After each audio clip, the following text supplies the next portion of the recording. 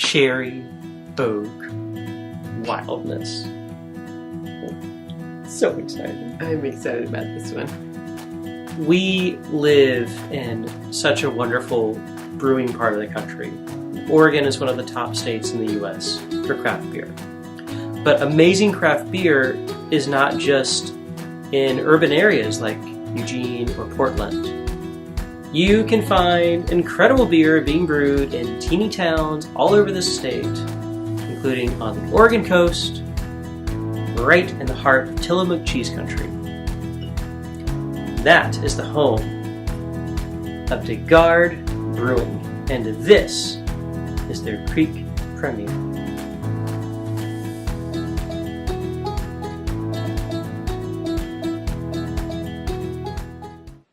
Hi, I'm Anthony St. Clair, beer writer. And I'm Jody St. Clair, master crafter. Garde's been on our radar for a while. They just nail stuff. Part of what's fascinating about them is they really deliberately chose to be in Tillamook. Not because of being near to tons of brewing infrastructure or other commercial factors. So the founders of Garde chose Tillamook because of its microbes. It's agricultural country, it's marine, and they thought it would bring this incredible flavor profile to their beers. And they were right.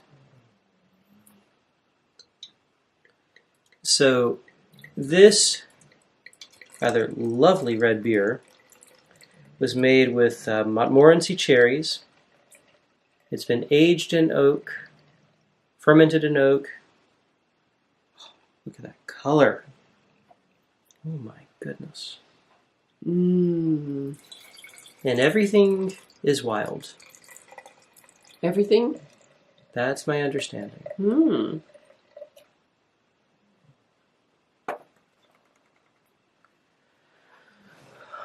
They like to do open air fermentations. Cheers.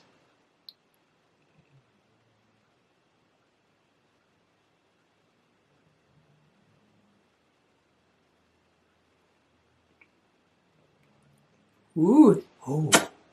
It's definitely a little sour. Oh, yeah. That's got a bit of sour cherry. Just Ooh. a hint of a vinegary quality, but not too much. I don't know if I would call it vinegary. I mean, it's a little bit of pucker, Mm-hmm.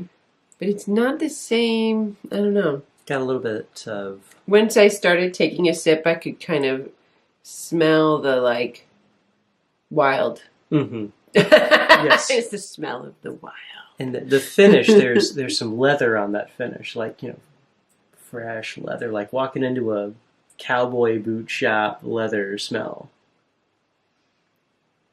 I can kind of, yeah. I don't know about on the finish. I feel like I get that as I'm taking a sip. You get it more throughout? Well, at the really just beginning, know the as finish. I stick my nose in the glass. Hmm. What are the wild ales that you like? Or what is your experience with wild ales? Let us know in the comments below. And we'd love to hear your recommendations for other beers that we should review on our channel. Yeah, this is, I think, an area where breweries get very experimental. Mm-hmm. And it really fits to be super experimental with this variety. And it's just such a good variety, a kind of beer to have the fruit flavors with it. We've had a lot of different fruit with a sour. Various berries, peach, apricot, I think. This has such a different flavor profile, I think, from anything else we've had. This is one of the most unique beers I think I've tasted, and it's really interesting. Yeah. And it's really tasty. And this is not a, interesting means euphemism for, dear God, what am I drinking? This is really good. But if you're, looking for a beer, this is not a regular beer. Mm-mm. I mean, just because it's so sour. Yeah. And it's got that, puckery. But when we think about beer going with where it's from. When we talk about, foods in their place and how that can fit into how you enjoy a beer, this is from cheese country. Yeah. So when I think about this with like a really nice cheese, a good cracker, bit of homemade bread, I could see the flavor profiles really rounding out in some tasty ways. Yeah. I mean, I just think it reminds me more of, I don't know, it's not like wine either. Mm-mm. I feel like the flavor of this, the closest thing that I can think of is like kombucha. Yeah, I could totally see that. Yeah, but like with alcohol. So, but it's got that like fruity and sour and like you said, a little bit of vinegary, funk, and a little more sparkle funk than your typical kombucha has, I think. Yeah. Wow. De Garde has gotten lots of renown for their beers. They do a lot of limited releases, very unique stuff. It's never the same thing twice, really, and they are just fascinating folks. I got to learn about them with various articles I've done over the years and interviews and whatnot, and they have, such a microbe level thought process on this of setting up the space, having a vision, and pretty much turning it over to their microbial friends. Mm-hmm. And the result are some of the most distinctive beers on the market today. So at its most basic, this is an example of a Kriek, K-R-I-E-K, but pronounced, like a creek, like a little stream. At its heart, this is a tart beer that has cherries involved in the brewing and conditioning process. So you're getting that color, you're getting that tartness, you're getting that deep cherry flavor, and that brightness that is just summer. Mm-hmm. Summer fermented. Now, finding De Garde is not necessarily going to be the easiest thing in the world. Yeah. I would highly recommend, you summer it out to Oregon and get your tuckus to the coast. Tillamook is, I think it's about an hour and a half drive west of Portland, and it is in a beautiful part of the North Coast.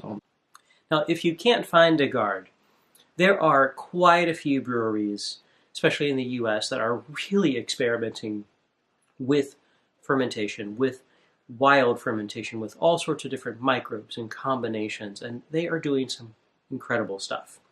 So some other beers you may want to check out. Wisconsin's Belgian Red from New Glarus is a renowned beer.